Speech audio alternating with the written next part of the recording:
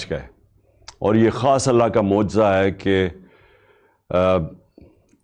اتنی گولیاں لگنے کے باوجود کوئی بھی ایسا نہیں ہوا کہ اگر وہ گولیاں تھوڑی ادھر ادھر ہو جاتی تو شاید بہت زیادہ لوگ جان کھو بیٹھتے. تو میں آج اپنے سارے جو آج یہاں آئے ہوئے ہیں وزیر آباد میں، آپ کے لیے بھی اور جو بھی میرے پاکستانی دیکھ رہے ہیں، میں آپ سب کو مخاطب ہوں. سب سے پہلے یہ جو حادثہ ہوا، یہ جو حادثہ نہیں، یہ جو پلان کر کے مجھے قتل کرنے کی کوشش کی گئی، میں پھر پہلے واضح کر دوں کہ یہ سپٹمبر میں پلان بنا تھا. سپٹمبر میں پلان بنا تھا. 24 سپٹمبر کو اس پلان کا میں نے پبلک جلسے کے اندر میں نے یہ بتایا کہ یہ پلان بنا ہے. میرے خیال میں جلسہ رحیمی اور خان تھا کہ یہ کس طرح دینی انتہا پسند کے اوپر ڈالیں گے. پلان بنا تھا ایجنسی، یہ جو جنرل فیصل اس نے، اور یہ جو 2 نون لیگ کے جو قاتل ہیں ماڈل ٹاؤن میں، انہوں نے قتل کیے لوگوں کو، دن دہاڑے قتل کیے لوگوں کو، گولیاں مروائیں پولیس سے. شہباز شریف نے ایکسٹرا جوڈیشل کلنگ، پولیس مقابلے میں لوگ مارے، اس کی ہیومن رائٹس نے اس کے اوپر پوری رپورٹ دی ہوئی ہے. رانا ثناء اللہ کے اوپر جو 18 قتل ہیں، یہ عابد شریف کے باپ نے کہا ہوا ہے. تو یہ قاتل ہیں. انہوں نے مل گئے یہ جنرل فیصل کے ساتھ، انہوں نے یہ پلان کیا. پلان کیوں کیا؟ کہ اگر دینی انتہا پسند مارے گا تو ان کے اوپر سے ساری ذمہ داری اٹھ جائے گی. اس کا مطلب کہ عمران خان نے لوگوں کو کوئی توہین مذہب کیا، کوئی اس نے توہین رسالت خدا نخواستہ کی، اس کی وجہ سے یہ ایک اشتعال میں آ کے ایک دینی انتہا پسند نے قتل کیا. یہ سارا پلان تھا. ہمیں پتہ تھا. میں نے 2 جلسوں میں پبلک کو بتایا کہ یہ پلان بنا رہے ہیں، اور یہ پلان پھر وزیر آباد میں سامنے آیا. اور یہ جس لڑکے نے گولیاں چلائی، ایک دم کور اپ شروع ہو گیا کہ جی بس وہ ایک دینی انتہا پسند تھا اور وہ اذان نہیں تھی، اور یہ اور سارا جو مذاق کیا گیا وہ بھی کور اپ تھا. پیچھے یہ بیٹھے ہوئے تھے جو پورے کنٹرول کر رہے تھے کہ نیریٹو کیا ہوگا. اور پھر جب یہ ہمیں پتا تھا، کیونکہ مجھے تو پتا تھا، پہلے ایک ادھر سے گولیاں آئیں، پھر دوسری طرف سے آئیں. یہ بھی کہا گیا کہ نہیں جی یہ تو صرف ایک، اور وہ کہتا ہے اگر کسی کو شک ہونا چاہیے تو وہ جب خود کہتا ہے کہ جی میں اکیلے نے کیا ہے، تو ادھر سے بھی پتہ چل جانا چاہیے کہ پیچھے سے اس کو طوطے کو پڑھایا جا رہا تھا. اور اب جب فورینزک ہوا ہے اس کنٹینر کا، تو واضح ہو گیا کہ 2 مختلف قسم کی گولیاں استعمال ہوئی، یعنی 2 شوٹر تھے. تو جو سارا ان کا پلان بنا ہوا تھا کہ سلمان تاثیر کا قتل ہوا، دینی انتہا پسند نے کیا، وہ سارا وہ ختم ہو گیا. اب دوسری چیز کہ آج میں خاص طور پہ ایک تو ابتسام کو، جو ماشاءاللہ ایک ہیرو ہے، کیونکہ میں نے جب اس کی فوٹیج دیکھی کہ ایک عام آدمی دیکھ رہا بندوق اس کے ہاتھ میں ہے اور اس کے باوجود وہ پکڑ رہا ہے. میں تو پہلے اس کو سلام کرنا چاہتا ہوں کہ ہمارے نوجوانوں میں اس طرح کا جذبہ ہے. یعنی ایسے ہمارے نوجوان ہیں جو کہ اپنی جان خطرے میں ڈال کے اور وہ بچانے کی کوشش کر رہے تھے. اور میں تو اس کو اب میں کیا کہوں گے، شکر ہے. میں تو اس کی والدہ کا بھی شکریہ ادا کیا کہ آپ نے ایسے اپنے بیٹے کو تربیت کی ہے. دوسرا جو سب سے بڑی ٹریجڈی تھی وہ معظم شہید کی تھی، اور وہ ہم سب سے دیکھی نہیں گئی وہ تصویریں کہ 3 بچے اس کے بیٹھے ہوئے ہیں اور باپ کو جگانے کی کوشش کر رہے ہیں. اور میں پھر سے کہہ رہا ہوں کہ ہم انشاءاللہ پوری ذمہ داری ان بچوں کی ساری زندگی تک لیں گے. اب میں اپنی ساری قوم سے جو 2-3 آج باتیں کرنا چاہتا ہوں. پہلے تو یہ، اب ہماری مارچ رکے گی نہیں. ہماری حقیقی آزادی کی جو تحریک ہے وہ رکے گی نہیں، وہ انشاءاللہ اور زور پکڑے گی. کیونکہ یہ جو اس کے بعد ہوا، اب میرے ذہن میں کوئی شک نہیں کہ جب تک اس ملک کے اندر ہم انصاف نہیں لے کے آئیں گے، ہم حقیقی طور پہ آزاد نہیں ہوں گے. اور ہم حقیقی طور پہ جب تک آزاد نہیں ہوں گے یہ ملک میں خوشحالی نہیں آنے لگی. یہ اگر کسی کا خیال ہے کہ جنگل کا قانون ہو اور ملک خوشحال ہو جائے، خواب کے اندر تو ایسے ہو سکتا ہے، یا لوگ خواب دکھا سکتے ہیں، لیکن جو دنیا کا معاشرہ ترقی کرتا ہے وہاں سب سے پہلے انصاف قائم کرتا ہے. میرے نبی صلی اللہ علیہ وسلم نے مدینہ میں سب سے پہلے عدل اور انصاف قائم کیا، پھر اس کے بعد خوشحالی آئی. عدل اور انصاف انسانوں کو آزاد کرتا ہے، طاقتور کو قانون کے نیچے لے کے آتا ہے. اور کیا ہوا اس کے بعد؟ جو مجھے پتا ہے، یہ میجر جنرل فیصل اس کے پیچھے تھا. مجھے پتا ہے کہ جب سے میجر جنرل فیصل آیا اور ساتھ اس کے فہیم آیا ہے، انہوں نے تب سے ہمیں اس طرح دہشت گردوں کی طرح انہوں نے ہمارے اوپر ظلم کیا. یہ ہمیں پتہ ہے ان کی بیک گراؤنڈ کیا ہے. بلوچستان میں انہوں نے دہشت گردوں کو کہتے تھے جی بڑا یہ تکڑے ہیں.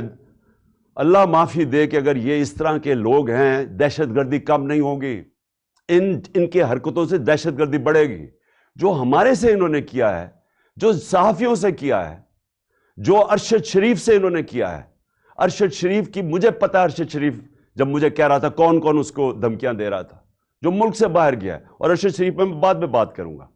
اس سے پہلے اعظم سواتی سے جو انہوں نے کیا، یہ جب سے یہ آیا ہے میجر جنرل فیصل، تب سے صحافیوں کو، سوشل میڈیا کو، ٹی وی چینلز کو دھمکیاں کہ جی عمران خان کی پروجیکشن نہیں کرنی. اور تب سے انہوں نے فیصلہ کیا کہ یہ اب ہمیں جس طرح دہشت گردوں کو خوف دلاتے ہیں، دہشت دلاتے ہیں، وہ انہوں نے ہمارے ساتھ کیا. یہ جو ایف آئی آر رجسٹر نہیں ہو رہی، میں پاکستان کا ایکس پرائم منسٹر ہوں، میں سب سے بڑی پارٹی کا سربراہ ہوں، میں اپنی ایف آئی آر رجسٹر نہیں کر سکا کیونکہ میجر جنرل فیصل کا نام آ گیا. یہ کوئی ایسا آدمی ہے جس کے اوپر پاکستان کے قانون نہیں لگتے ہیں. اور D G I S P R کہتا ہے کہ جی ہماری فوج کی توہین ہو گئی. فوج کی توہین تب ہوگی اگر فوج ایکشن نہیں لے گی. توہین تب ہوگی جب ایک ادارہ اپنے آپ کو قانون سے اوپر سمجھے گا. جب وہ یہ کرے گا کہ ایک پرائم منسٹر کا اگر ایف آئی آر رجسٹر نہیں ہوتی، میں سوال پوچھتا ہوں کہ عام آدمی کی کیا حیثیت رہے گی اس ملک میں؟ ایک عام آدمی سے جب کوئی ظلم کرتے ہوں گے یہ لوگ، تو وہ کیا کرتا ہوگا؟ وہ کدھر جاتا ہوگا؟ اور یہ جب تک یہ جنگل کا قانون رہے گا یہ ملک ترقی نہیں کر سکتا. ہم آزاد نہیں ہو سکتے. انصاف حقوق دیتا ہے، حقوق انسان کو آزاد کرتے ہیں. یہاں تو prime minister, ex prime minister کے حقوق نہیں ہیں. میں ایف آئی آر رجسٹر نہیں کر سکتا اس میجر جنرل فیصل پہ، ان کے اوپر نہیں کر سکتا. یہ جو پرائم منسٹر اور یہ جنہوں نے، میں پھر سے کہوں، ماڈل ٹاؤن میں دن دہاڑے لوگوں کو قتل کیا تھا، جن کی ایکسٹرا جوڈیشل کلنگ کی کہانیاں ہیں، اگر ان کے اوپر ہم نہیں کر سکتے تو فائدہ کیا؟ کیا وہ جو لڑکا، وہ جس نے اپنے بیان بدلے ہیں، اور کیا وہ لگتا تھا دینی انتہا پسند؟ اسے ذرا دیکھیں، کیا وہ اس کی بیک گراؤنڈ ہے؟ کیا وہ اتنا کوئی دینی آدمی لگتا تھا کہ وہ جا کے کسی کو گولی مار دے گا؟ اور اس کو جس طرح طوطے کی طرح پڑھایا گیا، سبق پڑھائے گئے، اور پھر جیسے ہی پتا چلا، اور جو ہم نے تو اوپر سے ہمارے گولیاں گزری ہیں، کہ جیسے ہی واضح ہو گیا کہ دوسرا شوٹر تھا، اس کا مطلب یہ جو سارا پروگرام بنایا ہوا تھا سپٹمبر میں کہ دینی انتہا پسند عمران کو قتل کرے گا کیونکہ اس نے توہین کر دی، وہ سارا ختم ہو گیا. اور میں اس لیے سپریم کورٹ کے چیف جسٹس کو آج مخاطب کرنا چاہتا ہوں. دیکھیں سر، آپ کی بہت بڑی ذمہ داری ہے آج پاکستان پہ. قوم آپ کی طرف اب دیکھ رہی ہے. قوم یہ دیکھ رہی ہے کہ پاکستان کا ex prime minister first information report اپنی درج نہیں کروا سکتا، جو اس کا حق ہے.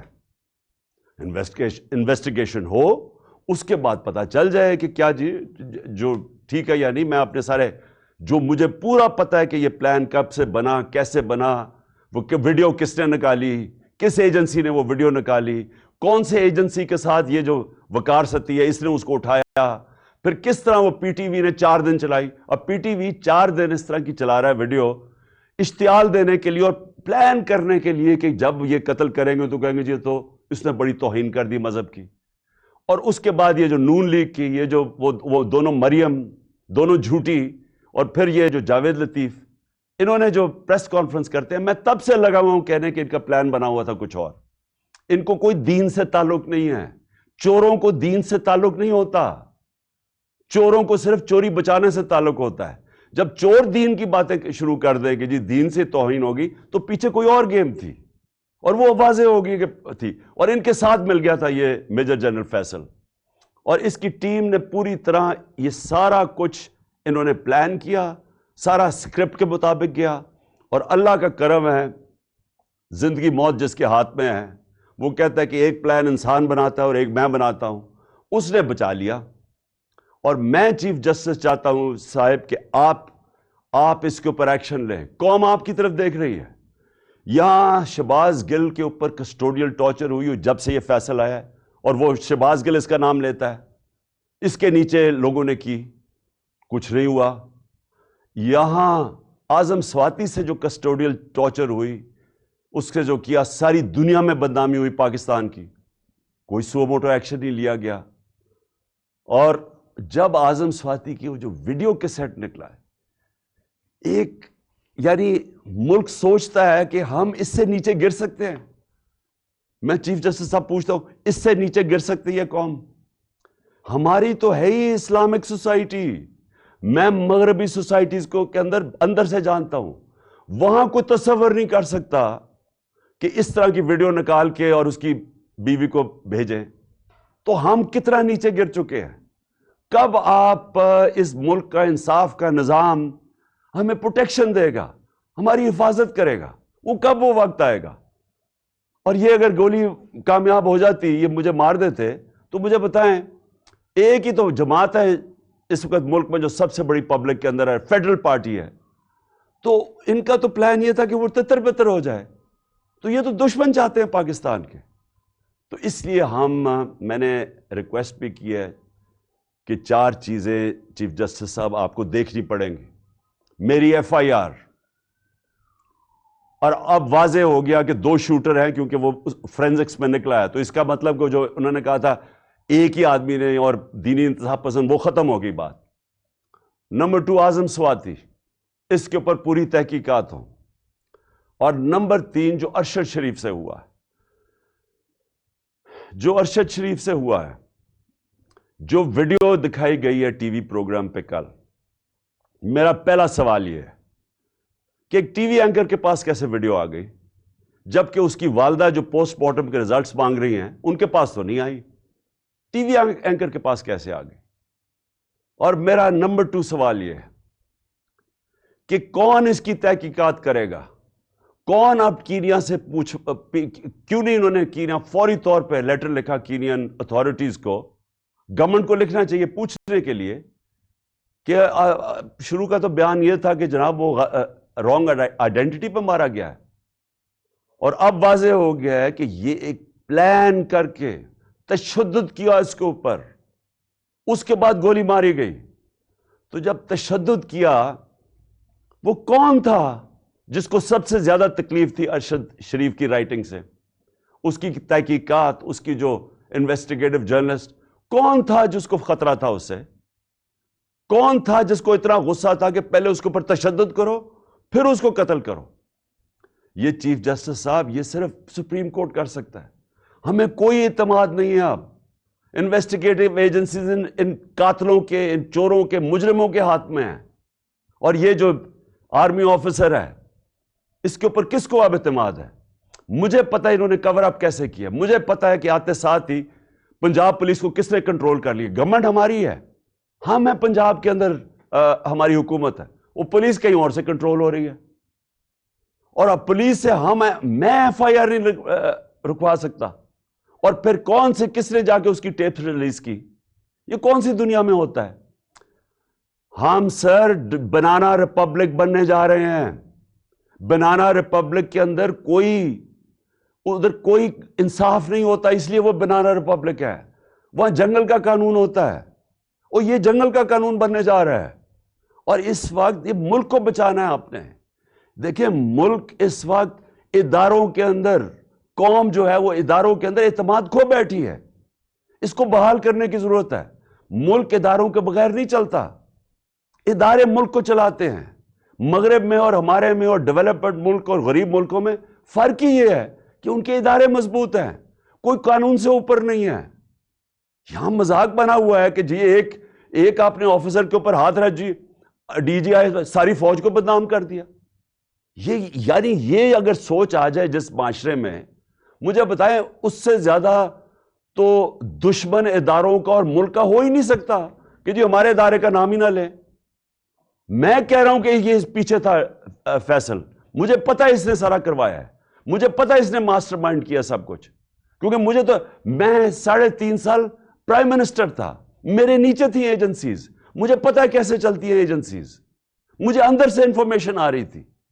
اور میں اگر ملک کا ex prime minister FIR register نہیں کر سکتا, اور اگر یہ کہنا کہ جی عمران اپنا سیاست چمکانے کے لیے کر رہا ہے, مجھے سیاست چمکانے کے لیے یہ کرنے کی ضرورت نہیں ہے. اس وقت سارے پاکستان کے اندر کہیں چلے جائیں, ایک اگر پارٹی کبھی بھی اتنی مقبول ہوئی ہے پاکستان کی تاریخ میں, وہ آج یہ پارٹی ہے. اور وہ یہ نہیں کہ میں نے کوئی بڑے کارنامے دیے ہیں, وہ ان چوروں کو دیکھ کے قوم ہماری طرف آ گئی ہے. اور اسی لیے ہمیں ضرورت نہیں پڑی کہ کسی کے اوپر الزام لگائیں تاکہ میری سیاست اوپر چلی جائے. یہ ملک کا مسئلہ ہے, اور چیف جسٹس صاحب یہ ملک کی فیوچر کا مسئلہ ہے, اور یہ فیوچر آپ کے ہاتھ میں ہے. اس ملک کی عدلیہ کے اوپر ساری قوم دیکھ رہی ہے. اس وقت لگتا یہ ہے کہ بس یہ جو چاہے گا, یہ فیصل جیسے لوگ جو چاہے گا, ان کے سامنے کوئی کھڑا ہی نہیں ہوتا, اور یہ ملک سے دشمنی ہو رہی ہے. ملک تب تکڑے ہوتے ہیں, میں پھر سے آپ کو کہوں, جدھر قانون کی حکمرانی ہوتی ہے. اور میں آخر میں خاص طور پہ پاکستان کی وکلا کمیونٹی کا خاص طور پہ شکریہ ادا کرتا ہوں کہ جس طرح وہ کھڑے ہوئے ہیں. اور مجھے خوشی یہ ہے کہ وکلا یہ سمجھ گئے ہیں کہ اب ان کی ذمہ داری ہے رول آف لا, قانون کی حکمرانی قائم کرنا پاکستان کی وکلا کمیونٹی کی ذمہ داری ہے. اور یہ ایک ڈیفائننگ مومنٹ ہے پاکستان میں. ہر وہ آدمی جو اس ملک میں رول آف لا چاہتا ہے, اور رول آف لا کے بعد ہی حقیقی جمہوریت آتی ہے, اور حقیقی جمہوریت ہی حقیقی آزادی ہوتی ہے. یہ سب اکٹھے چلتے ہیں. اس وقت کچھ بھی نہیں ہے یہاں. تو میں وکلا کے اوپر بھی آج ان کا شکریہ ادا کرنے کے بعد میں امید لگاتا ہوں کہ آپ اپنا رول پلے کریں گے. اور میں اپنے سارے جو آج لوگ آئے ہیں اور جو آج جدھر سے ہماری مارچ شروع ہو رہی ہے, میں آج سب کو پیغام دینا چاہتا ہوں کہ دیکھیں یہ عمران خان کے لیے نہیں ہو رہا سب کچھ, یہ آپ سب کے لیے ہو رہا ہے. یہ اس ملک کے مستقبل کی جنگ ہے, یہ اس قوم نے جیتنی ہے. آزادی قومیں اپنی آزادی کی جنگ جیتتی ہیں. عمران خان تو میں تو کوشش ہی کر سکتا ہوں, لیکن آپ سب نے اس میں شرکت کرنی ہے, کیونکہ مستقبل آپ کا ہے اور آپ کے بچوں کا ہے. اور جب تک کہ ایک قوم اپنی آزادی چھینتی نہیں ہے, آزادی کوئی پلیٹ میں نہیں دیتا, تو اس کے لیے جدوجہد کی ضرورت ہے. میں تیار ہوں, جب تک میں زندہ ہوں میں اس کی پوری جدوجہد کروں گا. جب تک میں زندہ ہوں میں کبھی پیچھے نہیں ہٹوں گا. اور میں انشاءاللہ پنڈی پہنچوں گا, اور جب یہ قافلہ انشاءاللہ پنڈی پہنچے گا میں ان کو وہاں ریسیو کروں گا, اور میں سارے پاکستان سے اپنے لوگوں کو انوائٹ کروں گا, سب کو کہوں گا آئیں, کیونکہ یہ اس وقت جو اس ملک کی حقیقی آزادی میں شرکت نہیں کرتا, وہ یاد رکھیں کہ وہ اللہ نے ہمارے دین کے اندر یہ ہمیں حکم دیا ہے کہ ظلم اور نا انصافی کے آپ مقابلہ کرو, جس کو کہتے ہیں جہاد. یہ اللہ کا ہوتا ہے. آزادی کے لیے کھڑے ہونا یہ اللہ کا حکم ہے ہمیں. اور امر بالمعروف کہ آپ اچھائی کے ساتھ کھڑے ہوں. یہ جو چور سارے اکٹھے ہو گئے اور اوپر بیٹھ گئے ہیں, قومیں چوروں کے خلاف اور کرپشن کے خلاف لڑتی ہیں, کوئی ایک آدمی نہیں کچھ ٹھیک کر سکتا. تو میں ساری قوم کو آج دعوت دیتا ہوں کہ ہمارے ساتھ اس مارچ میں شرکت کریں, اور انشاءاللہ جب میں پنڈی جس دن میں آپ کو دعوت دوں گا, آپ نے سب نے پنڈی آنا ہے اس ملک کی حقیقی آزادی کے لیے.